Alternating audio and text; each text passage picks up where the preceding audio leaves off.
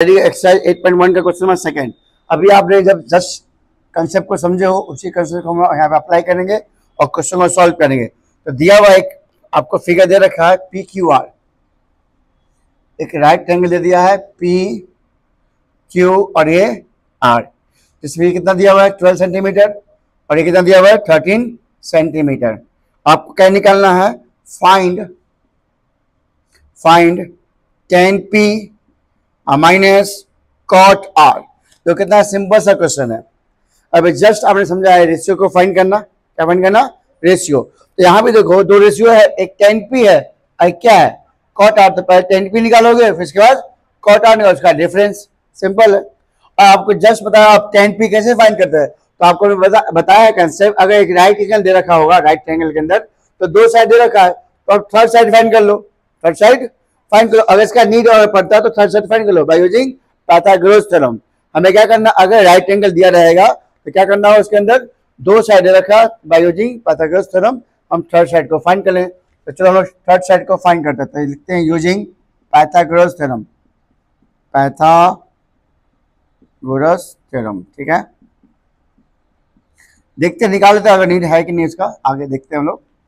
तो अगर हमको क्यू आर निकालना है तो आपको पता है भाई 90 तो यहाँ पे है ना, क्यू पे एक लगेगा हाइपोटेनस, ये पी और ये बी बनेगा फिलहाल राइट ट्रायंगल के अकॉर्डिंग। किसके अकॉर्डिंग, राइट ट्रायंगल के अकॉर्डिंग। अभी हम एंगल नहीं ले रहे हैं, ठीक है, अभी राइट एंगल ले रहे हैं। तो क्यू आर इक्वल टू क्या बन जाएगा, तो 13 का स्क्वायर और माइनस 12 का स्क्वायर, इसको दोनों घटाओ। ठीक है, सिर्फ x निकालने दोनों प्लस होता है, बाकी वैल्यू निकालने में s से सब्ट्रैक्ट होता है। तो 30 का स्क्वायर 169 और माइनस 12 का स्क्वायर 144, इसका वैल्यू कितना जाएगा 25। 25 वैल्यू कितना जाएगा 5। तो आपका क्यू आर कितना आ गया 5 आया, क्यू आर का मान कितना आ गया 5। तो यहाँ लेते हैं 5। ठीक है, तो हमने इसको निकाल दिया 5 सेंटीमीटर। ठीक है, नाउ अब मुझे क्या निकालना है, tan P। क्या निकालना है, tan P। मुझे रेशियो फाइंड करना है। तो tan P हम डायरेक्ट यहाँ पे लेते हैं, पहले सवाल पे tan P और cot r, उसके बाद हम लोग रेशियो लिख देंगे।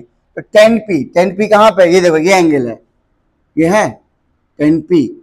तो tan P के सामने ये क्या बन जाएगा, परपेंडिकुलर क्या बनेगा, और ये क्या बन जाएगा बेस, और ये तो हाइपोटेनस ही रहेगा।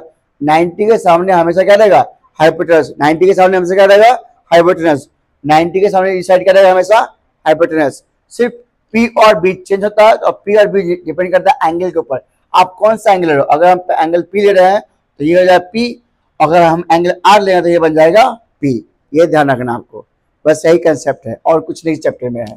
ठीक है, तो tan P, आप tan P का रेशियो क्या होता है, तो आपको पता है P बाई B होता है। क्या होता है P बाई B। तो इसके सामने अभी P कितना आया 5 आया, और B कितना आया 12 आया, 5/12 माइनस कॉट आर। तो कॉट आर, कॉट कहाँ है, कॉट उल्टा होता है, B बाई P होता है। तो इसमें B कौन होगा, कॉट आर करा, कौन सा करा कॉट आर। देखो एंगल चेंज हो गया, यहाँ एंगल चेंज हो गया, तो ये आर हुआ ना, अब ये आर हुआ, तो इसके सामने ये बन जाएगा परपेंडिकुलर। यही ध्यान रखना है, बच्चे गलती यही कर देता है, एंगल के सामने साइड जो आपका साइड है वो कहलाता है परपेंडिकुलर। तो अगर कॉट आर कह रहा है तो आर के सामने क्या बन जाएगा परपेंडिकुलर, और जब पी था तो एंगल क्या बन जाएगा, ये बन गया था पी। तो कॉट आर के सामने ये बन जाएगा पी और ये बन जाएगा बी। लेकिन कॉट होता है क्या है, बी बाई पी होता है। क्या होता है, तो बी कितना आया 5 और पी कितना आया बी बाई पी कितना है 12। इसमें इसको घटाओ, आंसर कितना जाएगा 0। इसका आंसर कितना आया 0। चलो कितना आसान है, समझ में आ रहा है। अगर समझ आ तो वीडियो को जो लाइक दे। ठीक है, आप देखते हैं question number third. Question third भी आपसे बन जाएगा। ठीक है, पहले आप उसको राइट हैंड कर लो, थर्ड बता रहे हैं।